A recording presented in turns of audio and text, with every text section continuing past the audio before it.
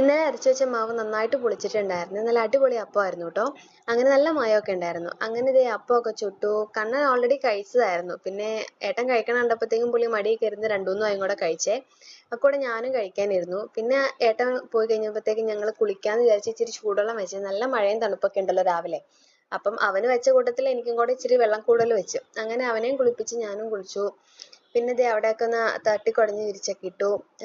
അത് ഇപ്പം ഇപ്പുറത്തെ മുറിയിലെ ചേച്ചിയൊക്കെ വരുമ്പോഴേ കിടക്കാറുള്ളൂ. അപ്പം ഞാൻ ഇടയ്ക്കൊക്കെ അപ്പുറത്തെ മുറിയിലെ ഷീറ്റ് മാറ്റാറുള്ളൂ. അങ്ങനെ സ്ഥിരം ആരും കിടക്കാറില്ലല്ലോ. അപ്പം ഇപ്പം വിരിച്ചിട്ട് കുറച്ചായിരുന്നു.